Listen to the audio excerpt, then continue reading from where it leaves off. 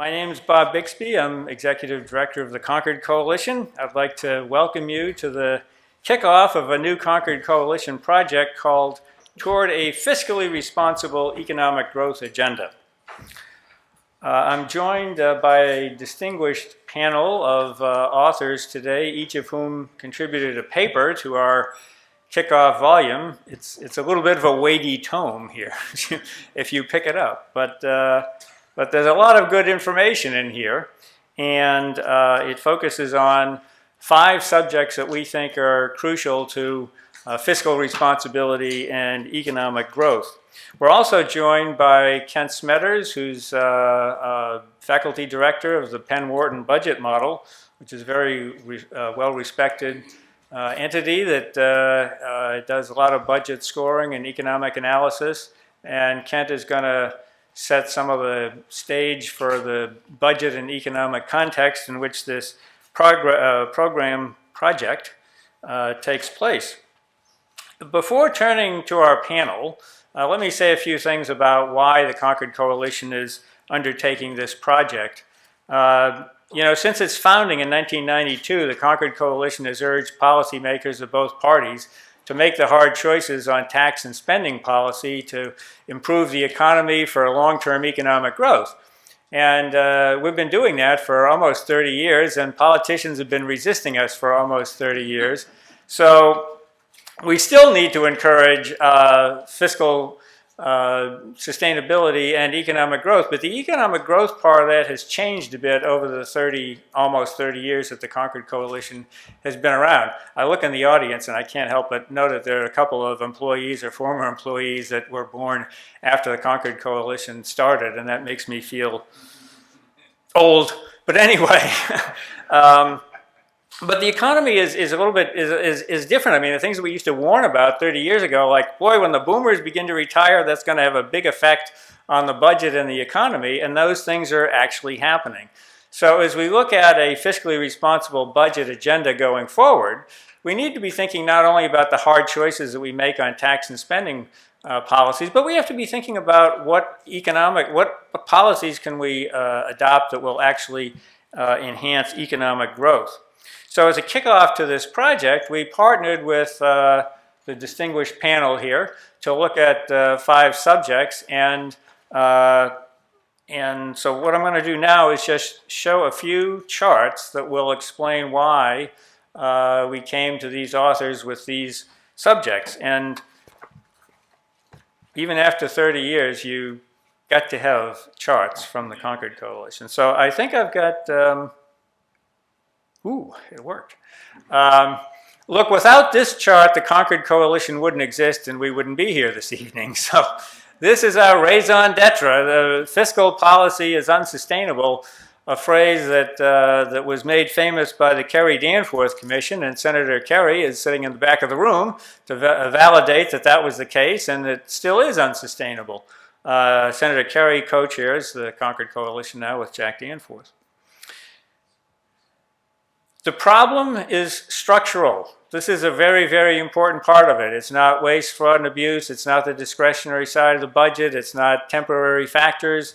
It's not even wars and increased military spending, which tends to go up and down. It's a structural mismatch between programs that run on autopilot. You can call them mandatory spending or entitlement programs, whichever you want to call them. But those are rising faster than the economy, faster than revenues. And so that's the problem with those.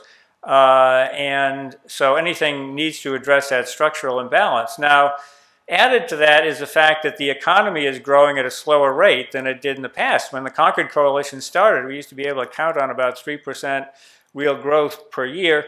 And now you're looking at projections of under 2% growth per year, and that's one of the problems. It compounds the fiscal problems. On the fiscal side, what are the problems? Well, it's basically healthcare costs and to a lesser extent Social Security, but you put the two of them together, and that's basically what's making that spending line grow higher than revenues there is the growth of those programs. So it looks like healthcare and Social Security are 2 big issues that need to be addressed. On the economic growth side, this chart shows it. You really look at the blue line there, the blue blob. That's a dramatic slowdown in the rate of growth of labor force growth, and that is a big part of keeping the economy growing. So we need to do something to enhance workforce participation. And the lower block there is productivity, which is, as you can see, pretty much stagnated. And the projections are that it will grow a little bit slower. But if you're going to have try to achieve the sort of economic growth that we've been used to, we're going to have to do something about both of those factors. So what has the federal government been doing in terms of investing in the future? Very little.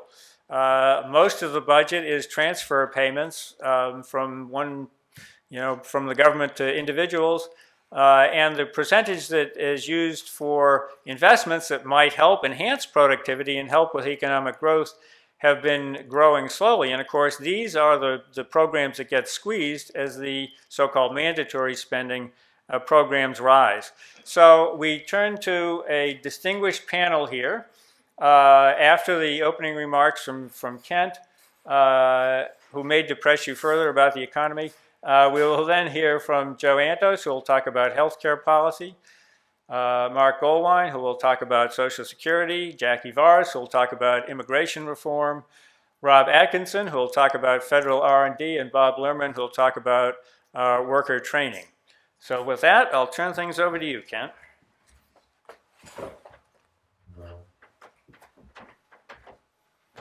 All right, thank you. And I was asked to simply set the stage and not go through each of these papers, and so that's what I'll do. And I just have a couple points I'd like to make and free up more time for thinking about the papers. And there's no question that globalization as well as demographics have really driven down the cost of capital. The borrowing costs have gone way down, but the point is that total borrowing has gone up and taken advantage of this. And if you look at whether it's Penn Wharton budget model or CBO, we have different projections a little bit of where we think that the debt GDP ratio will be in 2050, but it's still north of 150% under current policy. And so that's obviously a big deal. And this is true even in our model. I won't go into this in great detail, but right now on a duration-weighted basis in our framework, we have a borrowing rate by the government around 0. And in particular, even slightly negative net of inflation. We also have what's called a marginal product of capital. That's the productivity of private capital, much lower than historic. This seems like these would be the right conditions for carrying debt on debt. But nonetheless, given the explosive nature of the debt GDP ratio, which is the top line under our forecast, things aren't looking so good in the sense that if we were to, I had other slides and I realized it's going to take too much time, that the bottom line is that if we were to in fact stabilize the debt GDP ratio, and that could be done through increasing taxes or lowering spending, that would have by 2050 a fairly substantial impact on GDP, between 4 and 6% difference in the level of GDP by that year, which is quite big. As the joke amongst economists, if you get anything above 1% of GDP associated with the reform, you're kind of high-fiving each other because it's a big deal. And so it's obviously not a funny joke, but in any case, it is one of those things that it's still that still matters a lot, and filling the way to curtail it matters a lot. But here's that I'm preaching to the choir on that point. So let me go on what I think is the real important point here, and that simply is debt is mismeasured in the United States. We don't have a holistic a version of a debt measure. In particular, and this is an extraordinarily simple diagram, but hopefully makes the point, why is debt an issue? Debt is an issue not because it sounds scary or things like that. It's an issue because ultimately it transfers resources across generations from younger folks to older people. And we're not talking about retirees necessarily, we're just talking about it's an intergenerational transfer. And that could be promises on the unborn. And so fundamentally what debt allows is one generation to consume more than they otherwise would have had they not been able to pass part of the bill to the next generation. And in fact, when that transfer happens through the Social Security system, we measure it. We call that debt. It's well known amongst economists for any stream of debt, we could relabel that as a different type of transfer program, and it would not show up as debt. In particular, a strict pay-as-you-go financing program that simply transfers resources. That could be in the form of a Social Security program, Medicare, or anything like that, is in fact economically equivalent. We sometimes call that implicit debt. And that's actually not going to show up on the cash flow types of balance sheets that is done by the government. There was an effort at one point to try to do that, and it didn't go very far. But in fact, it's really easy to therefore convert explicit debt to implicit debt and effectively look like you're reducing debt and not actually solve much of a problem. And I'm actually one of those who, when people say, here's the reason why we have so much debt, it's because of, well, it's entitlement programs or not. The fact that debt is just deficits are just the difference between income and expenditures. I mean, I won't tie it to one particular type of program, whether it's entitlement or not. It's just a difference. It's just a gap between how much money the government is spending versus how much is collecting in income. And it's a normative as well as somewhat economic case as to whether maybe the government should be collecting more money or we should be reducing spending. That's not for me to resolve, but mathematically it's just the difference. The key about it is that we measure it right, and we're not doing that. Let me give you an example of that, and that's the Social Security 2100 Act. That is currently in the House of Representatives that at the Penn Wharton budget model we've done some scoring on. And it has, I don't expect to go through this in a lot of detail, it has a lot of provisions, and unlike the CBO, we actually our score on a 75-year basis, conventional basis, not including dynamic effects, micro effects, elasticities, but not the capital stock effects and so forth. We actually think it does, in fact, eliminate the 75-year deficit and shortfall. And in fact, on an official government basis, it also reduces the deficit, assuming current policy, that is looking at scheduled benefits as opposed to payable benefits, the same convention that the CBO uses. We also find, however, that it actually reduces the capital stock and in fact also reduces GDP. And in fact, what our simulations, in fact, we have this options document on our website, show almost anything that you do to try to fix Social Security, even increasing payroll tax, just a straight up increase in payroll taxes, nothing more than that, just old school, plain vanilla, increase the payroll tax to cover the 75-year shortfall, tends to actually be positive in terms of capital formation and as well as GDP. And the reason why is that relative to scheduled benefits as opposed to payable benefits, that is sometimes called current policy as opposed to current law, same convention used by the CBO, that in fact, even a tax increase, which does distort work incentives at the margin a little bit, is more beneficial than debt effects associated with those shortfalls falling into unified general revenue surplus. In this case, we actually found going the opposite direction. And the reason why is simply because there's a couple provisions in this bill, including it actually increases after-tax benefits on higher income retirees. And how it does it is it actually increases the threshold at which those benefits become taxable. And that actually, the biggest winners of this bill are actually higher income retirees, and that then is financed on a pay-as-you-go basis with higher taxes on future generations.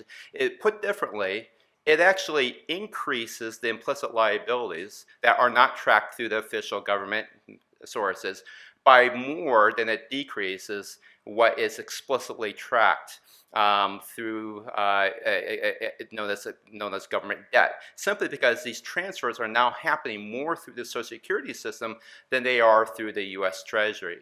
And so my only point here is that it's not to pick on this bill. In fact, we actually are more favorable on this bill than even relative to the CBO in our analysis. But it's really to point out is that these things can be very subtle, and you can't just focus on debt. You have to have a holistic approach that measures all government transfers across generations in order to do this analysis. And that also requires not just having reduced form rules on the effect of debt on the economy, but to explicitly model household changes and how they respond, their personal saving responds to things like retirement benefits. Thanks. Thanks, Kent. Joe? So I'm here to very briefly introduce the health paper that I had the privilege and actually pleasure of writing with Alice Rivlin, and also with the considerable contributions of Lauren Adler at the Brookings Institution. The title is a little immodest, A New Vision for Health Reform. The truth is that a lot of what's in this paper is what health policy people have been saying for a long, long time. So we've been just as successful at reforming the health sector as Bob has been at reforming the fiscal crisis this country is facing. Thank you, Joe. Well, misery loves company. So just to give you a number, because can't talk without a number. In 1975, health spending was 7.9% of GDP. This year, it's about 18% of GDP. So you can see that certainly the influence that health policy experts have had in this area. Nonetheless, we need to keep working on this. If there's a new vision in this paper, it's kind of an old vision, but it ought to be renewed, and that is that this paper is meant to be a bipartisan set of proposals that theoretically people from both sides of the political spectrum could maybe not embrace, but choke down. I think maybe that's the way I'd look at it.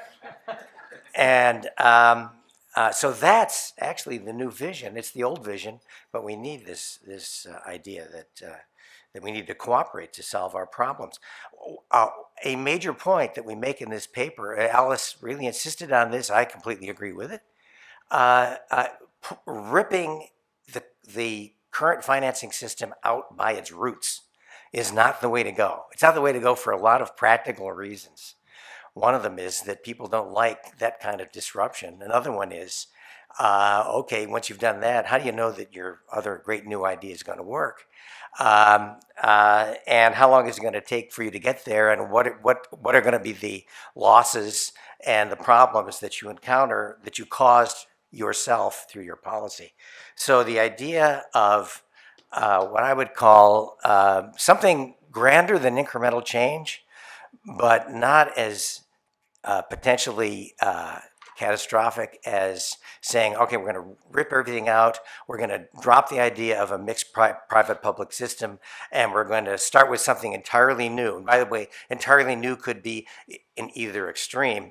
That seems like a pretty bad bet, and I don't think Las Vegas would give you very good odds that something like that would succeed.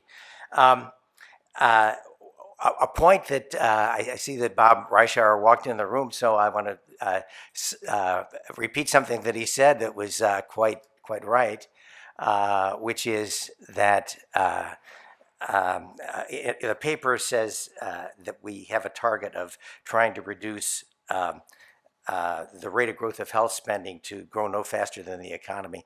I think Bob's point was really the right one, which was, and we needed something artificial and something that would capture and annoy the reader.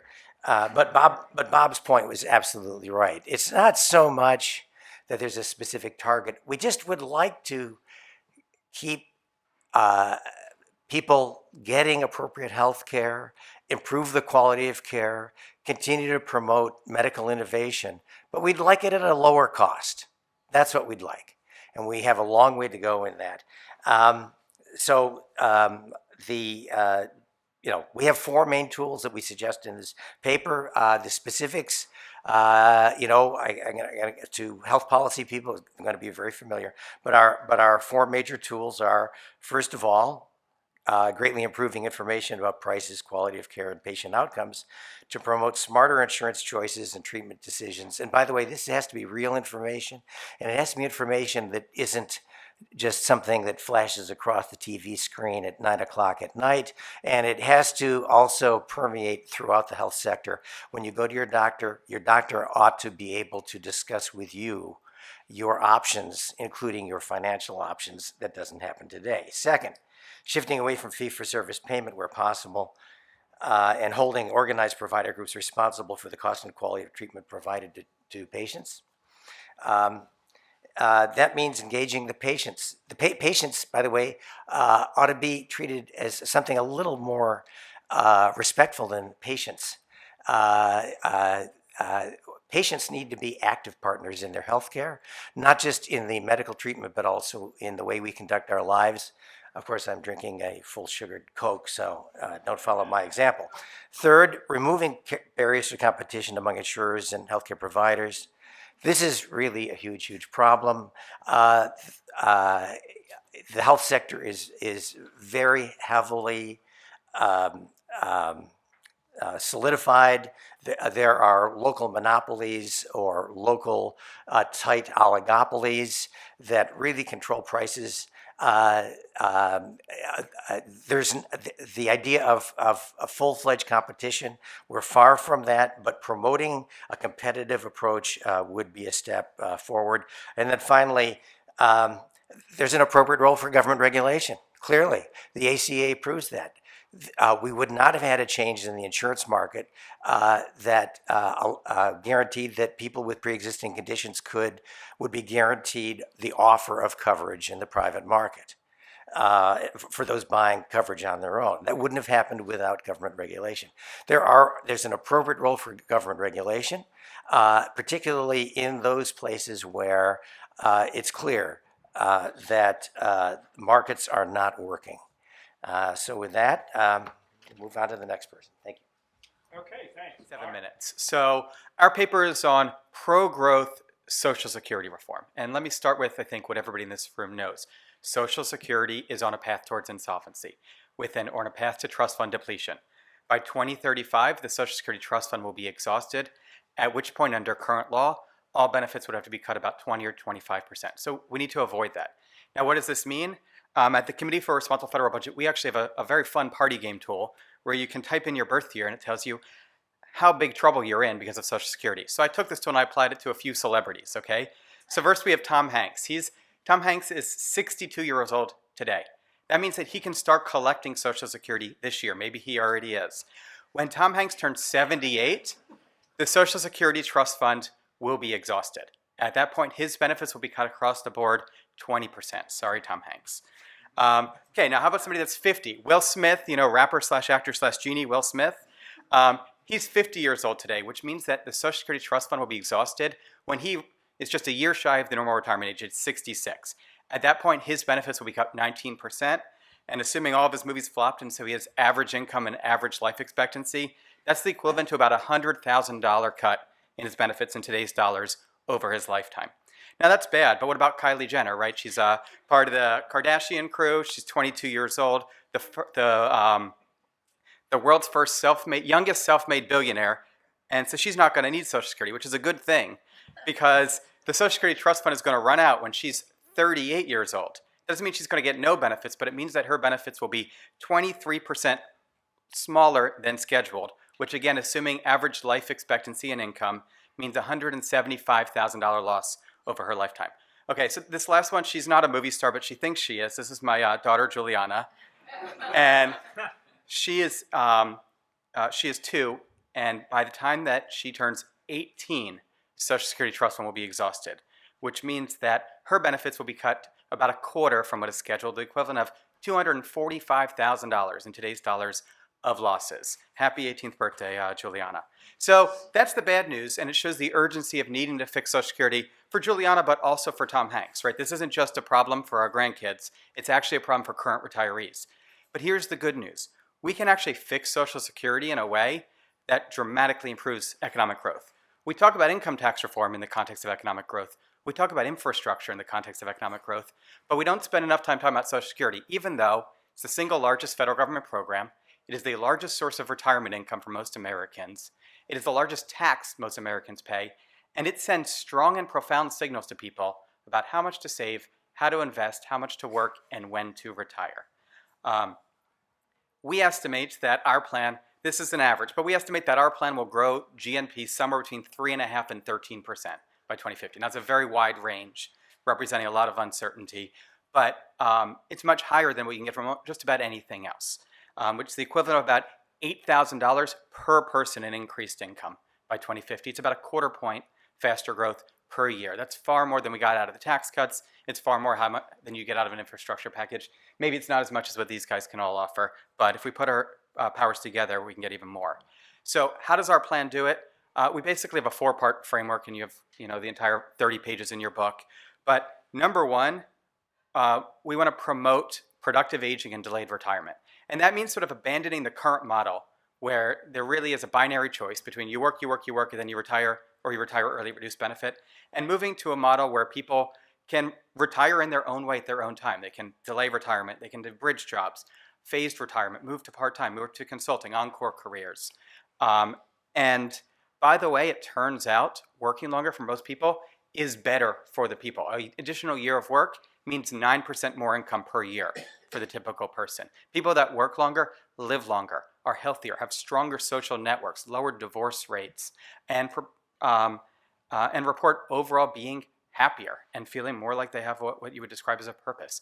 But the current Social Security program tells everybody to retire at a certain age or to certain ages. And so what do we do with ours? First of all, we raise those ages. First, we raise the normal and early age, and then we index it to longevity. But second, we create a backstop, a poverty protection benefit at age 62 that anyone can collect, which the analytical perspective is in your paper. But the idea is to have a backstop in case you need it. That's number one. Number two, we need to promote work, not just delayed retirement, but we need to promote work at all ages. Right now, the Social Security program really rewards early years of work, but punishes folks in later years, and especially more than 35 years. This chart should speak for itself, obviously, as to what we're doing, but that's a joke. But the short version is we count all years of work, and we adopt a formula called mini-PIA that essentially treats every year equal rather than treating some years with lower returns. Number three, we add supplemental retirement accounts on top of Social Security. They're voluntary but automatic with the goal of raising the savings rate. Raising the saving rates means more retirement income, but it also means more capital stock more investment in the economy, which means more capital stock, which means more growth. And lastly, we just need to get to solvency. And the CBO has estimated that if you get to solvency in the absolute dumbest way possible, by cutting benefits across the board at the moment of solvency, you get 2.5% more economic growth, or 2.5% more GNP in 2049, just from the fact that your debt is lower and that people have some certainty. So if we do this in a smart way and combine it with the elements of above, with a reasonable mix of tax and benefit changes, we think we can get pretty significant economic growth. And we combine it with some of the other ideas here to improve immigration, improve healthcare. We can really get back to growth rates, not 3%, but back to growth rates that are a little more normal than the ones we've been experiencing as of recent. Thank you. Okay, Jackie. Very much. My name is Jackie Veras, and with Doug Holtz-Aiken, I co-authored a paper talking about immigration reform. And really what we were trying to do is design an immigration system that prioritized immigration as a tool of economic policy. Okay. So there's a multitude of research showing the benefits of immigration for our economy. To start, immigrants, just by living here, working here, generate economic activity and increase demand for goods and services, generating new jobs for both native-born Americans and foreign-born workers. Immigration also, research has shown, results in productivity gains in the economy. Basically, immigrants and natives gravitate toward different types of jobs, and that results in labor specialization, which has widespread benefits for economic growth. Another important thing to remember is that right now we're in a record low unemployment environment. And immigration is a tool that we should be using to fill the labor shortages that we're experiencing now and in the future. And finally, something I don't think people realize enough is that immigration is not only a tool of economic growth, but it's also necessary to prevent economic decline. So without immigration, we just simply do not have high enough birth rates to have a growing population. Basically, without immigration, we're Japan, and we shrink. And everyone agrees that is the fastest way to get economic decline. So that being said, our proposal really focuses on how we can better select America's future. Right now, it is very difficult to immigrate legally, so we want to fix that problem. But also, there's two things to note before I move forward with the details. The first is that we equally recognize the value of immigrants on the lower skilled end of the labor market and the higher skilled end. We don't prioritize one over the other, especially considering the majority of our labor shortages are in fields like agriculture and construction. The second thing to note is that we do not propose putting a cap on legal immigration. Right now, the caps are completely arbitrary, set by Congress, politically motivated, and incredibly difficult to change, even though economic conditions are always changing. So with those in mind, first, I'm going to briefly explain to you what the current system looks like. Then I will talk about our idea and how it's different. And then finally, I'll give you some examples of the types of people that our proposal might attract into our country. So this graphic depicts the current immigration system. It was established mainly in 1965, hasn't really changed significantly since then, and it is for the purpose of family reunification. 2/3 of our green cards given out each year are to the family members of both US citizens and green card holders living in the United States. After that, the next highest category is immigration for humanitarian purposes. So think refugees, asylees. And then economic immigration or employment-based immigration was really tacked on as an afterthought. And if you look at our comparison to Canada and Australia, the priorities are completely reversed. More than half of their legal immigration system uses economic criteria to select the immigrants that are going to spend the rest of their lives in the country. So basically what we're proposing is just a shift more toward that type of economic model. This is the proposal in a nutshell. It is a points-based system that uses criteria well known through research to enhance the labor force in the economy. So under core qualifications, that's where you'll find things more associated with higher skilled workers. So education and English proficiency, namely, while also work experience, because previous work experience is one of the best indicators of future labor market contributions. However, not every job requires a college degree, nor should every worker.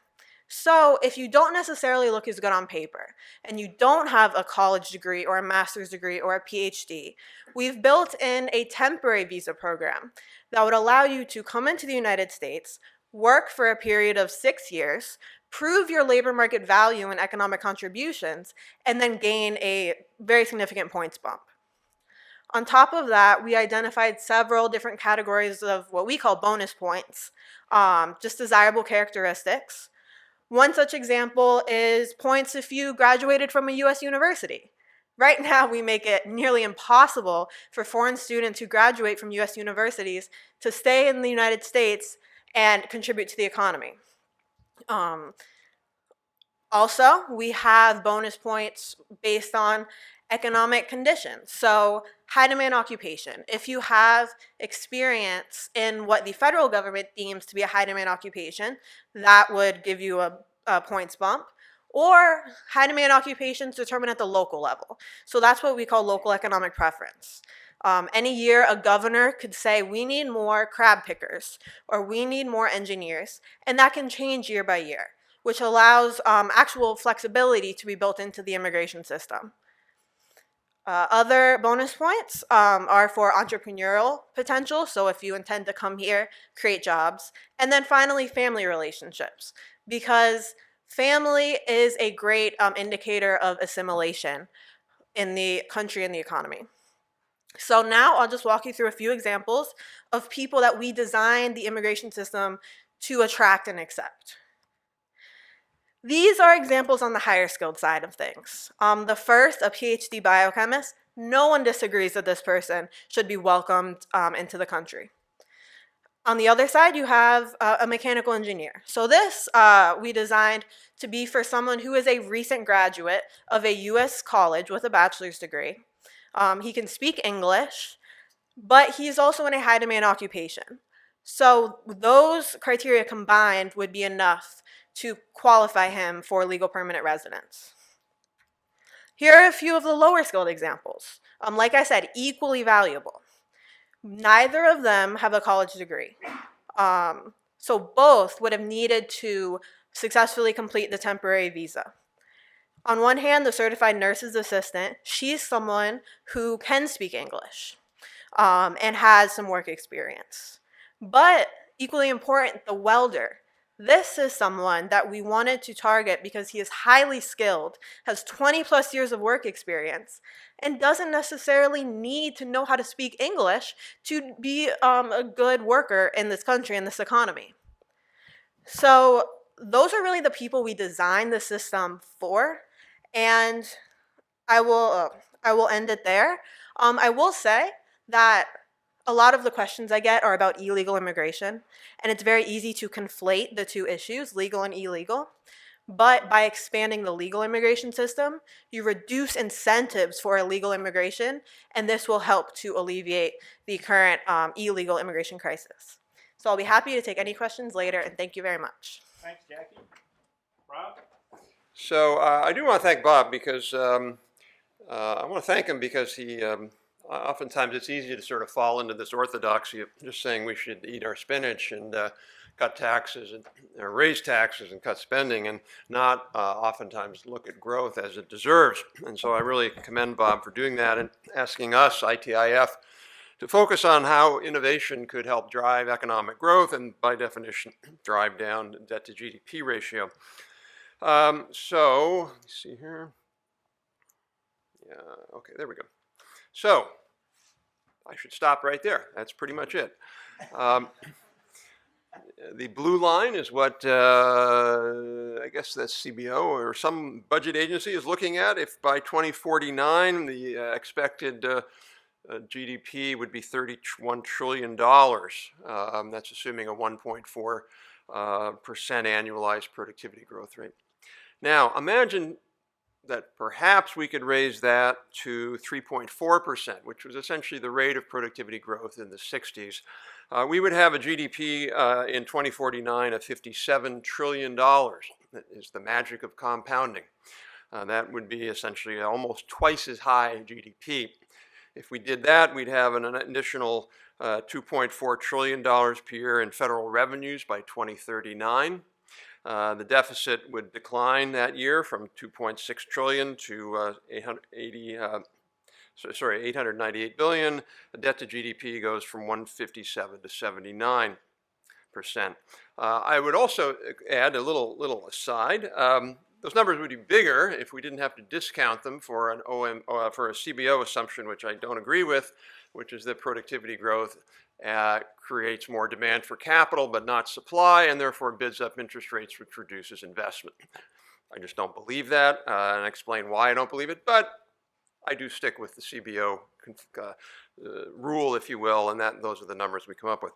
So why is that important? Right now it's important because the U.S. is in a deep productivity rut, or since 2008, essentially 1.4%. So how do you raise productivity? There's really two ways to do it. One is you have better tools to eliminate work. So imagine we could have robotic hamburger makers in McDonald's, which they're working on and will have it at some point. That would raise productivity of fast food restaurants. You just don't need as many workers working at a McDonald's. The second way, and one people forget, is you could reduce the need for output. That raises productivity growth, even though it doesn't necessarily raise the productivity of the enterprise. Good example of that is if we could move to essentially what's called level 4 autonomous vehicles. In other words, autonomous vehicles that are pretty autonomous, but you wouldn't want to fall asleep drunk in the back and drive home in them, but they are really good enough to avoid most accidents. The biggest impact of that would actually be reducing accidents, and therefore reducing the hundreds of billions of dollars a year we spend on auto body repair, which I can attest to. Last week I took my wife's car in because somebody bumped into the back of her car while she was parked. Those accidents are going away. So those are two ways to do it. What does R&D and innovation have to do with that? Well, when you really look at, I think, the good studies, you find that most of the increase in per capita GDP comes from innovation. One study by Klenow and Rodriguez-Clare, 90% of the variation of growth in income per worker is a result of innovation. Another, Phil Aghion and Peter Howitt at Brown and at Harvard wrote, quote, "In the long run, all the growth in output per worker is caused by technological progress." So, how do we do that? Well, our argument is the way we do that is we have to do a better job of raising expenditures, federal expenditures on R&D that is targeted specifically to areas that we think collectively would raise productivity. Right now, federal R&D is at the lowest level as a share of GDP that it is before Sputnik. So imagine that. Before the Russians were the big threat and we weren't spending very much on R&D, we're below that level. So if we just went up to the levels that we were in the early Reagan administration, we'd be spending $100 billion or more, $100 billion more a year on R&D. What we advocate for in the report is an additional $4 billion a year ramped up over a 10-year period, so that at the end of the period, you're investing $40 billion more a year in R&D. And specifically, areas such as robotics, which I won't go into all the details, they're in there, but we lay out what we think are kind of the most important technical and engineering areas that have the potential to drive U.S. productivity growth. Robotics is probably the most important. You're going to have robots that pick asparagus and pick apples and the like. Autonomous systems, not just cars, but many kinds of autonomous systems. Certainly artificial intelligence and machine learning. What we have now is very brittle, it's not all that good, and it's not going to get better without significant improvements. Additive manufacturing, in other words, at some point in time, we could be imagining building a house with a printer. Thing comes on site, leaves a day later, and you've printed a house. Think about the construction productivity from that. Material sciences, ability to create new kinds of materials like self-healing concrete so you don't have to spend money on roads. Microelectronics and advanced computing, quantum computing, major technological innovation if we can do it. And finally, life sciences. If we could cure cancer, we'd save $47 trillion. Heart disease, $48 trillion. Alzheimer's, over $50 trillion. So, basic point, Congress needs to increase R&D focused on productivity. The White House, particularly through the Office of Science and Technology Policy, should craft a national research roadmap on what are the big areas that would really enable us to drive productivity. And our view is that if we did that, we'd see significant increase in productivity rates and the salutary effects on the budget deficit. Thank you. Thanks, Rob. We'll turn now to Bob. Well, thanks, Bob, and thanks to Jeff Fox, who sponsored all these pieces. And I'm delighted to, I also want to thank my co-authors, Pam Loprest and Daniel Keene, who are, Daniel's here, but Pam was not able to make it. She's out of town, lives out of town. So I want to talk a little bit about not just growth, but we might call it inclusive growth, because we think that the current system of preparing people for careers, as well as the current system of matching people to existing jobs, ways of upgrading jobs, could be improved dramatically. We think that, and if you look at there's a lot of evidence that a lot of times innovation comes not just from the major R&D spending, but bottom-up innovation, especially process innovation, is very important, and that occurs with highly skilled workers. So we argue that there is a problem. The problem is partly because we think that the emphasis on skill, in fact, in some cases, the idea of identifying skill with educational attainment is flawed, that we're spending huge amounts of money on higher ed and very little to help people that would learn better by doing, and that we have very few good tools of upgrading people who are already in the workforce. So we, let's see, can you? Yeah, you get this. Oh, I can do it here. Well, first of all, I need to. There you go. Oh, okay. Okay. Oh, all right. Very good. So the paper lays out two sets of strategies. One I would call kind of incremental approaches within existing structures, things like better information, better use of online technology for learning, and modest changes in funding sources. One change that we recommend that might not be that modest is the way we treat employer-led training. Right now, accounting for employer-led training or employer finance training is treated as a cost on the balance sheet, on the income statement. And we think that the development of human capital is really an investment that ought to be treated in similar ways, at least to other intangibles like R&D, as well as perhaps to physical capital. So that could make a large difference. Making Pell Grants available for short-term training would also help, especially people who have relatively low incomes and low capacity to pay for added learning that enhances their their career potential. A second set of policies that we highlight, again within pretty much the existing structures, would be to certify skills better, to improve the functioning of the labor market, to give people better incentives to develop skills, and to be able to document those skills. Arnold Packer, which some of you know, who used to be on the Senate Budget Committee way back in the 70s, developed this idea of verified resumes that would allow workers, regular workers, to document the skills and their capabilities. It would have to be verified by an employer, perhaps an educational institution, and that could serve as a better way of allowing employers to screen workers rather than using sometimes artificial credentials such as BAs.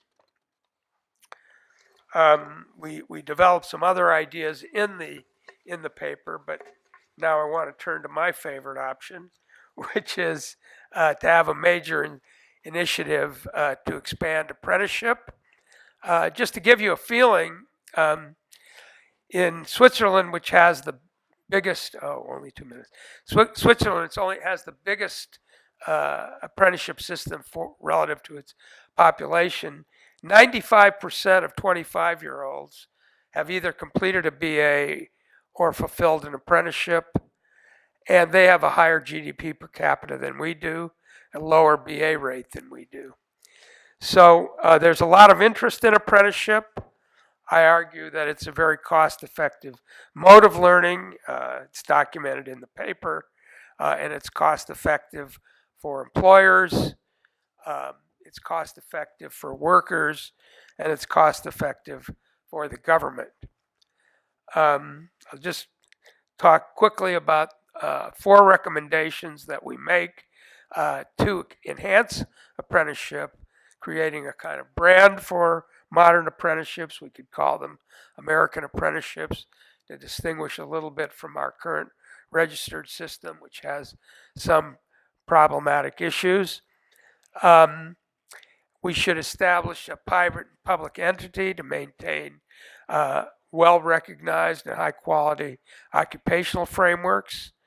And then the third, which I bolded, which I argue is the most important, is to fund initiatives for selling and organizing apprenticeships with companies by using a pay-for-performance approach, such that if a private company, a training provider is able to generate a new registered apprenticeship, or let's say American apprenticeship, that meets all the skill frameworks that are specified, that they would get funding. And I think I'm out of time. But that's what success would mean.